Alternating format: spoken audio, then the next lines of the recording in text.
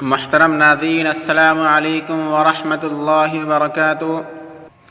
اسلامی تقویم کا آغاز اور اسلام میں محرم کی اہمیت اور تعزیہ داری کی حرمت و تاریخ، محرم الحرام کی فضیلت۔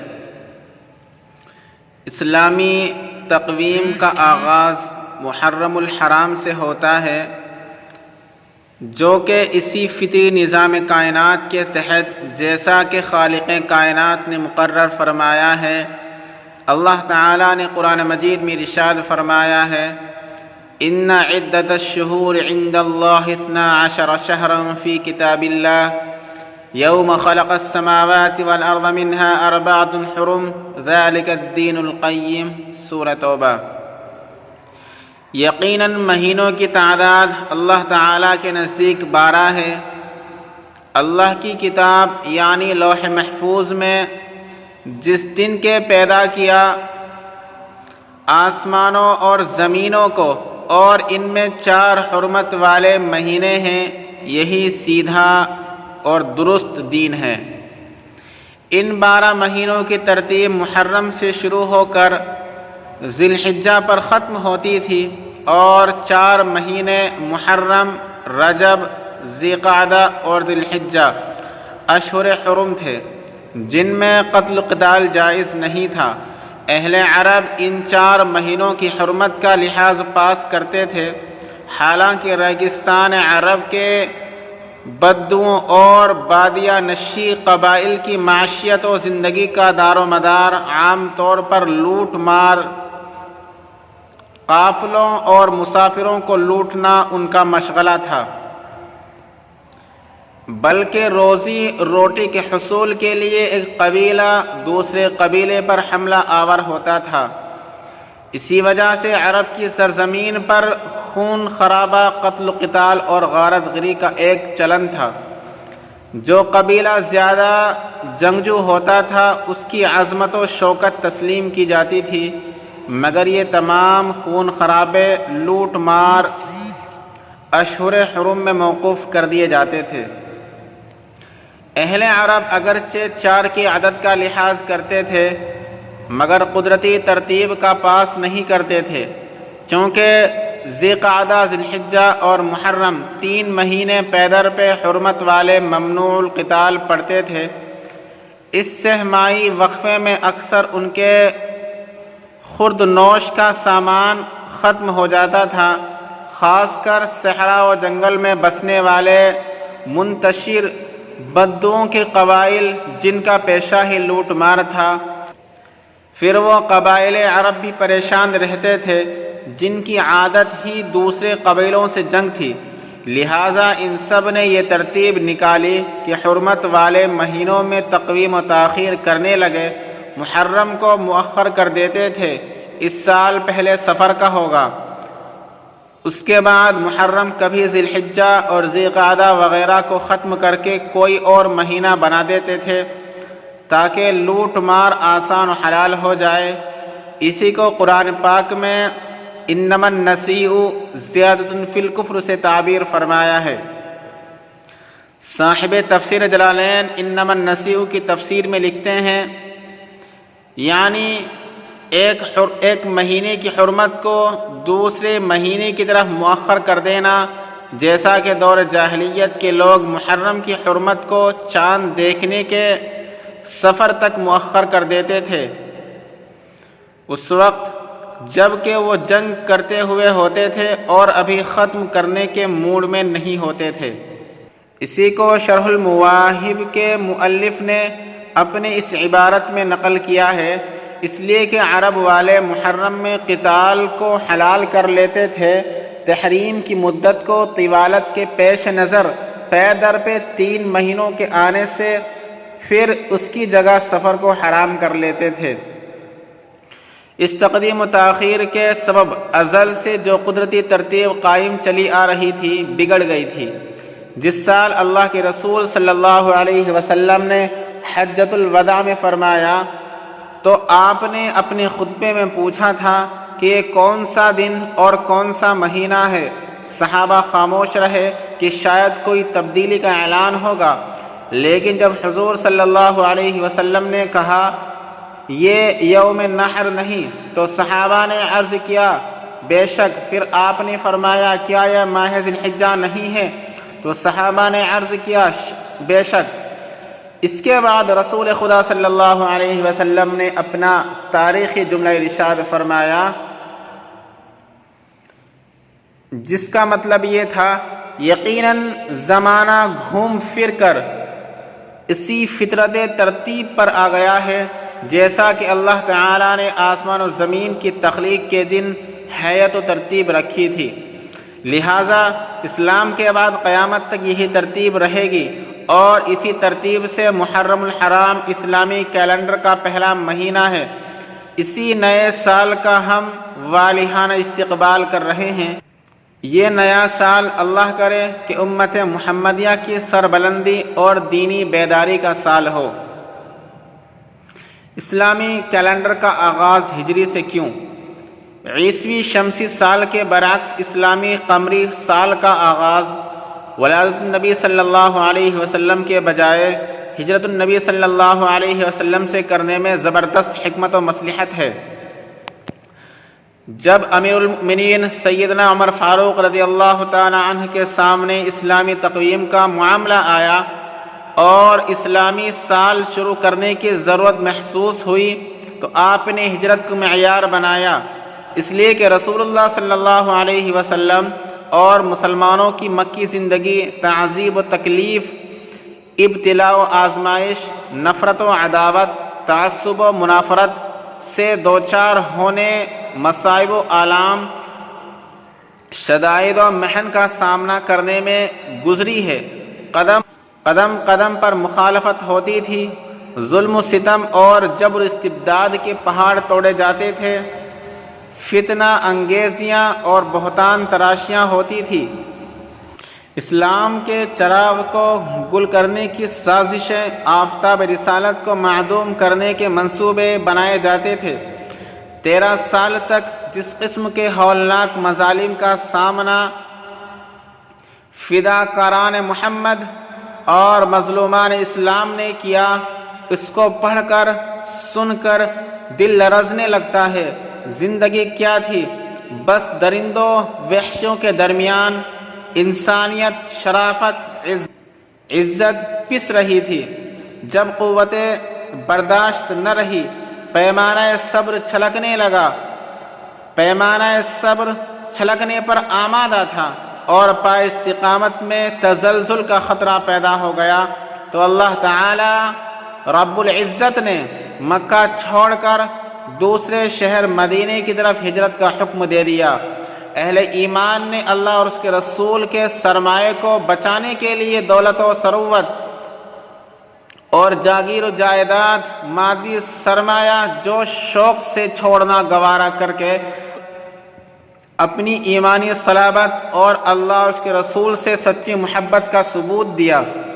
ہجرت کے بعد مدنی زندگی شروع ہوتی ہے جو انصار مدینہ کی مہاجرین اور اسلام کی قدم قدم پر نصرت و اعانت اور حق کے لیے ایثار و قربانی سے عبارت ہے۔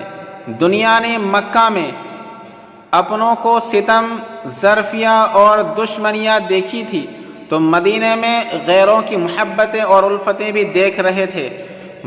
مکے میں تکذیب اور تضحیک تھی تو مدینہ میں تصدیق اور تقریب بھی۔ مکے میں نفرت و عداوت تھی تو مدینہ میں محبت و اخوت تھی۔ مکہ میں بندش اور رکاوٹ تھی تو مدینہ میں آزادی عمل اور حریت کی تبلیغ تھی۔ مکے میں بائیکاٹ اور قطع رحمی تھی تو مدینہ میں جوڑنا اور صلہ رحمی تھی۔ مکے میں شعلہ باری تھی تو مدینہ میں گل پاشی تھی۔ مکہ سے اخراج تھا تو مدینہ میں والہانہ استقبال ہو رہا تھا۔ گویا ہجرت النبی اسلام کی نشر اشاعت اور دین کی دعوت و تبلیغ کا مرکز اولین تھا۔ مسلمانوں کے اتحاد و ملت اور اتفاق امت کا محور تھا۔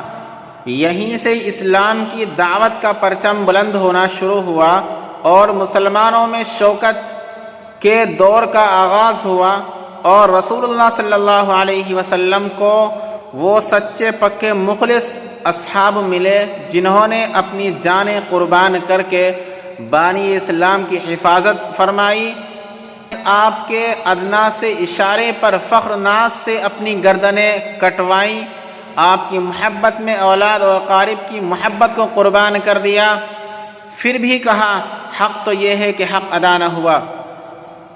اسی لیے تو آقا مدنی صلی اللہ علیہ وسلم نے انصار مدینہ کی ناز برداری فرمائی ہے، ان کے حق میں خیر و برکت کی دعائیں دی، اور خلفائے راشدین سے فرمایا ہے کہ انصار سے اگر کہیں لغزش بھی ہو جائے تو مؤاخذہ مت کرنا، اس لیے کہ انہوں نے میری اور اسلام کی اس وقت مدد کی تھی جب کہ اپنوں نے نکال دیا تھا۔ آپ نے یہ تاریخی جملہ انصار کے لیے ارشاد فرمایا کہ اگر ہجرت مقدر نہ ہوتی تو میں انصار مدینہ کا ہی ایک فرد ہوتا۔ انصار شعار یعنی اصل میں، اور تمام لوگ دسار یعنی وقتی ساتھ والے ہیں۔ یہی وہ حکمتیں اور مصلحتیں ہیں جن کے باعث ہجرت کو معیار بنایا گیا کہ اس سے اسلامی عظمت کا آغاز ہوتا ہے، اسلامی اتحاد کی ابتدا ہوتی ہے، اور اسلامی اخوت و مساوات کی شروعات ہوتی ہے۔ ماہ محرم کی اہمیت اور فضیلت۔ ماہ محرم الحرام کی تاریخی اہمیت مسلم ہے، احادیث و روایات اور آثار سے اس کے فضائل و برکات ثابت ہیں۔ روایات کی روشنی میں اسی محرم الحرام کی 10ویں تاریخ کو اللہ تعالی نے حضرت آدم علیہ السلام کی تخلیق فرمائی ہے۔ یوم عاشورہ ہی کو جنت پیدا فرمائی، یوم عاشورہ ہی کو سفینہ نوح جودی پہاڑ پر ٹھہرا، یا یوم عاشورہ ہی کو موسیٰ علیہ السلام اور ان کی قوم نے فرعون سے نجات حاصل کی، اور اللہ نے فرعون اور اس کے لشکر کو غرق کیا۔ حضرت ابو ہریرہ رضی اللہ عنہ سے روایت ہے کہ رسول اللہ صلی اللہ علیہ وسلم نے ارشاد فرمایا، رمضان کے بعد بہترین روزہ محرم کا روزہ ہے، اور فرض نماز کے بعد بہترین نماز و تہجد کی نماز ہے۔ مسلم شریف۔ حضرت عبداللہ بن عباس رضی اللہ عنہما سے روایت ہے کہ رسول اللہ صلی اللہ علیہ وسلم محرم کی 10ویں تاریخ کو خود بھی روزہ رکھتے تھے اور دوسروں کو بھی روزہ رکھنے کا حکم دیتے تھے۔ بخاری و مسلم۔ ماہ محرم اور تاریخی حوادث۔ اگر ایک طرف محرم فضائل و برکات کا مہینہ ہے تو اسی کے ساتھ اس مہینے سے بہت سے دردناک تاریخی حوادث اور واقعات وابستہ ہیں جن کی کرب ناکی سے امت مسلمہ کا ہر فرد بے چین اور مضطرب ہو جاتا ہے۔ تاریخ اسلام کا صفحہ محرم الحرام مظلومان کربلا کے لہو سے تر بتر نظر آتا ہے۔ اہل بیت کے اولو العزم سیدنا حسین سردار نوجوانان، جنت کی ایمانی صلابت، حق گوئی اور بے باکی، صبر و تحمل، عزیمت و استقامت کی داستان ہر مسلمان کو عزم و حوصلہ اور باطل کے سامنے سینہ سپر رہنے کی ہمت بخشی ہے، تو دوسری جانب یزیدی فوج کی سنگ دلی، بے رحمی، بے حسی اور جبر استبداد، خاندان رسول کی بے حرمتی، اہل بیت کی بے عزتی اور مظلومان کربلا کی تذلیل و تحقیر اور ان کو ناحق تحقیق کرنے کی چنگیزی حرکات سے اسلام کی روشن تاریخ داغدار دکھائی دیتی ہے۔ واقعہ کربلا میں دغا بازی، بے وفائی اور غداری کی عبرت انگیز داستان بھی ہے کہ کس طرح آج شہادت حسین کے نام ماتم و غم منانے والے شیعہ حضرات نے سیدنا حسین بن علی رضی اللہ عنہما کو خطوط لکھ لکھ کر کوفہ بلایا تھا، پھر مصیبت میں آپ کا ساتھ چھوڑ دیا تھا۔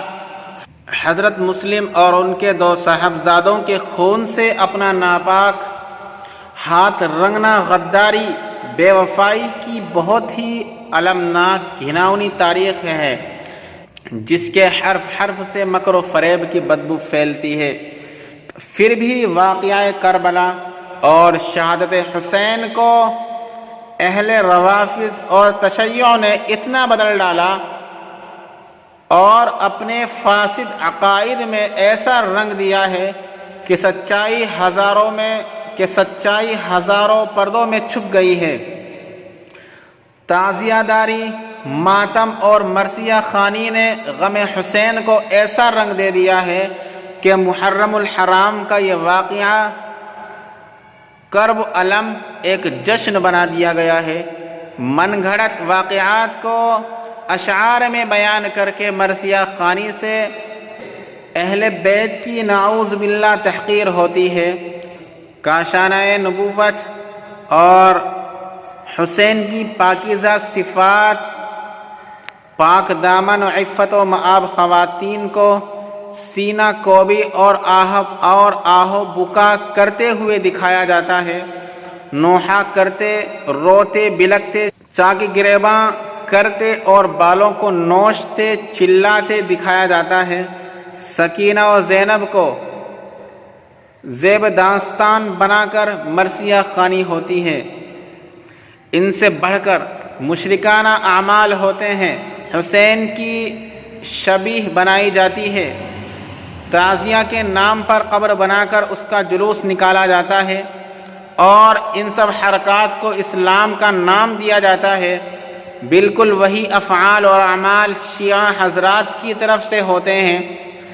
جس طرح دسہرہ، دیوالی کے موقع پر برادران وطن ہندو لوگ اپنے دیوی دیوتاؤں کی مورتیاں تیار کر کے جھانکی بناتے ہیں، گشت کرتے ہیں، پوجتے ہیں، پھر دریا میں چھوڑ آتے ہیں، یہی حال تعزیوں کا ہے کہ گشت کرتے ہیں، ماتم کرتے ہیں، تماشے ہوتے ہیں، سینہ کوبی اور نوحہ خوانی ہوتی ہے، میلہ سا لگتا ہے، رنگ برنگے جھنڈیاں اور قسم قسم کی شکل و صورت بنائی جاتی ہے، پھر مصنوعی کربلا کے گہرے کنویں میں دفن کراتے ہیں۔ شہادت فاروق اعظم، میں نے واقعہ کربلا کے تاریخی پس منظر میں جانے اور اس کی تاریخ وادی میں سفر کرانے کے بجائے صرف اصل بات کو سامنے رکھا ہے، کیونکہ شیعہ روافض نے واقعہ کربلا کو اتنا مسخ کر دیا ہے کہ حقیقت سامنے لانے میں بہت ہی زیادہ تحقیقات اور ہزاروں صفحات کی ضرورت ہے۔ شہادت حسین سے پہلے اسی ماہ محرم کی پہلی تاریخ کو امیر المؤمنین سیدنا عمر فاروق رضی اللہ تعالی عنہ کی شہادت کا عظیم سانحہ پیش آیا ہے۔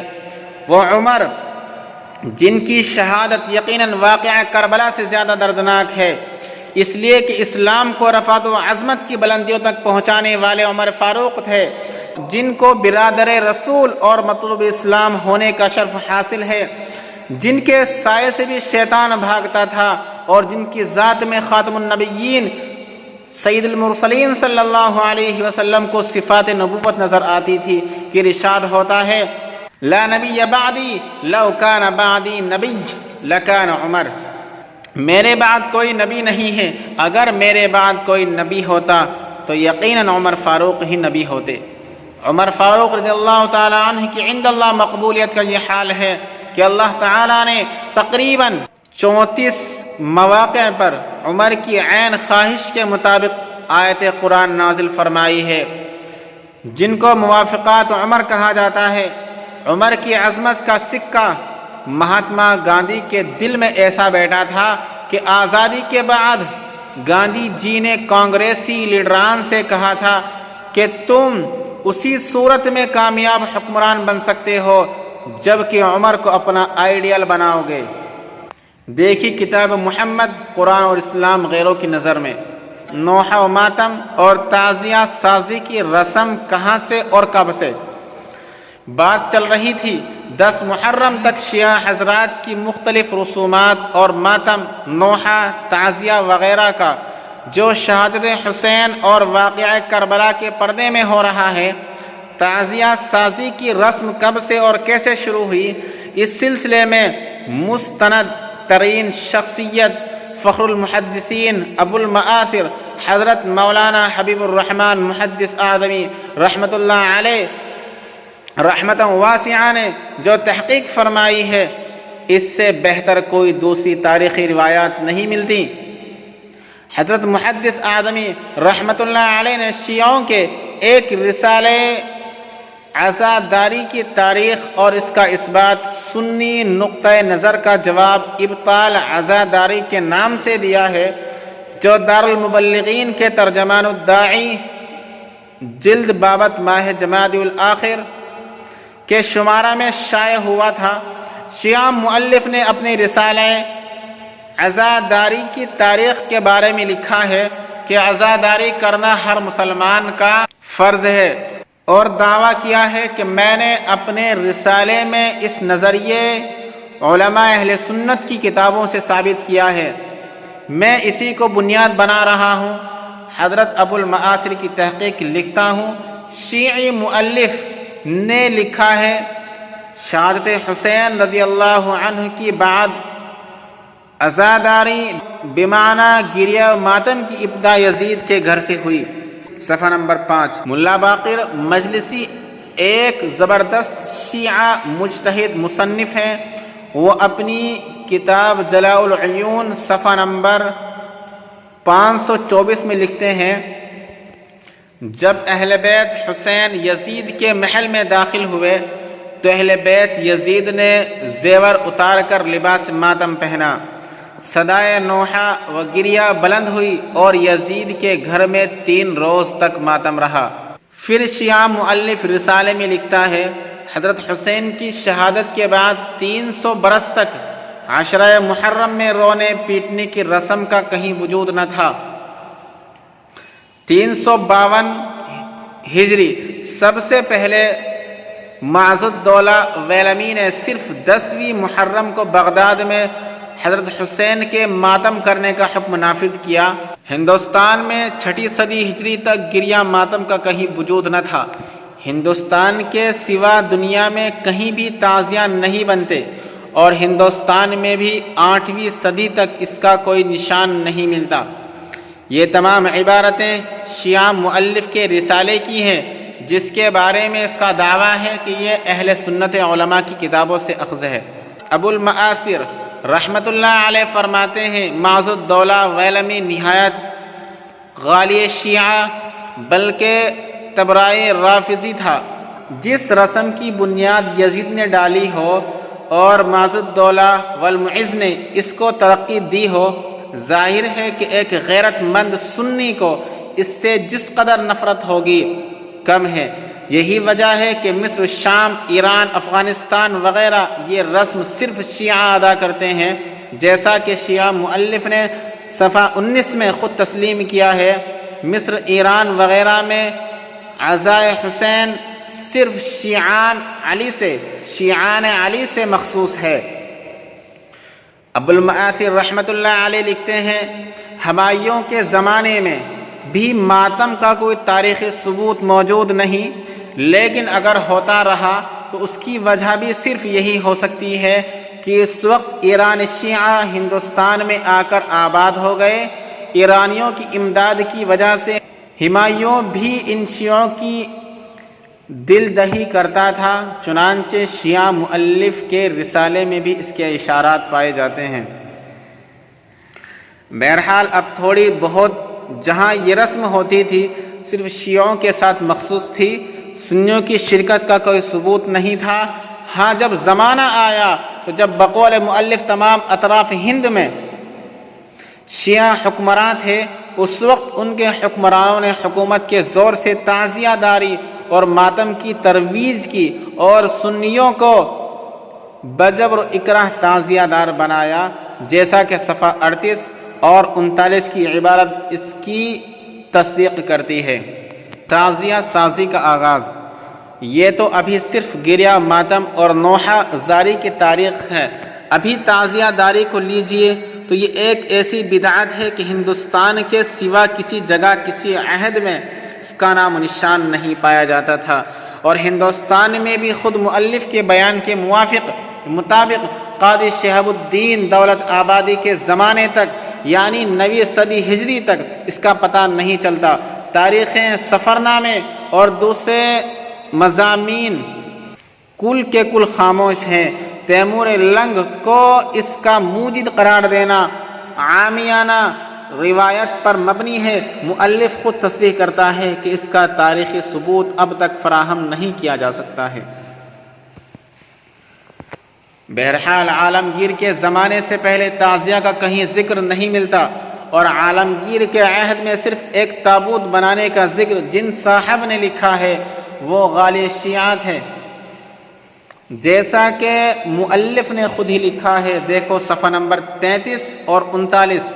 ناظرین غور فرمائے کہ شیعہ مؤلف نے ماتم اور تعزیے کی جو تاریخ بیان کی ہے، اس میں شیعوں کے سوا کسی دوسرے کا نام نہیں آتا، لیکن رسالے کی تمہید میں لکھتے ہیں کہ رسوم فرقہ اہل سنت سے زیادہ وابستہ ہے۔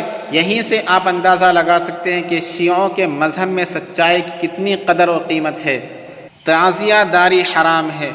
حضرت مولانا عبدالعزیز محدث دہلوی رحمۃ اللہ علیہ فرماتے ہیں، عاشرہ محرم میں تعزیہ داری اور تعزیہ یا قبروں کی صورت بنانا جائز نہیں ہے، اس لیے کہ تعزیہ نام ہے اس بات کا کہ لذیذ چیزوں اور زینت کو ترک کر دے اور شکل صورت غمگین اور محزون بنائے، یعنی سوگ والی عورتوں کی طرح بیٹھے۔ مرد کو یہ بات کسی موقع پر شریعت سے ثابت نہیں ہے۔ تعزیہ داروں کی مجلس میں حاضر ہونا جائز نہیں۔ اس مجلس میں گریہ زاری کی نیت سے جانا کبھی جائز نہیں ہے، اس لیے کہ وہاں زیارت کی چیز نہیں ہے۔ اس کے لیے حاضر ہو، یہ لکڑیاں جو اسی کی بنائی ہوتی ہیں زیارت کے قابل نہیں ہے، بلکہ مٹائے جانے کے قابل ہے، جیسا کہ حدیث میں ہے کہ جو شخص کوئی غیر شرعی چیز دیکھے اس کو ہاتھ سے مٹا دے، اس کی طاقت نہ ہو تو زبان سے، اور اس کی بھی طاقت نہ ہو تو دل سے برا جانے، اور یہ ایمان کا ادنا درجہ ہے۔ من رأى منكم منکرا فلیغیرہ بیدہ فإن لم یستطع فبلسانہ فإن لم یستطع فبقلبہ وذلک اضعف الایمان۔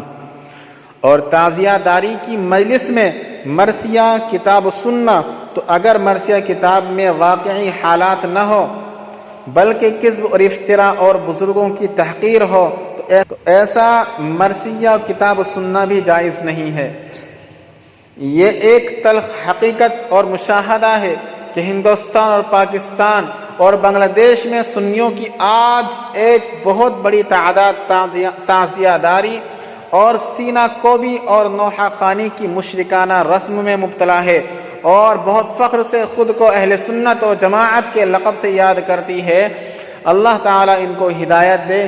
نیز تعزیہ داری کے جلوس میں مسلمانوں کی بڑی تعداد تماشا بنی ہوئی ہے اور تماشا بین کی حیثیت سے موجود ہوتی ہے، جبکہ اس سے بچنا ضروری ہے۔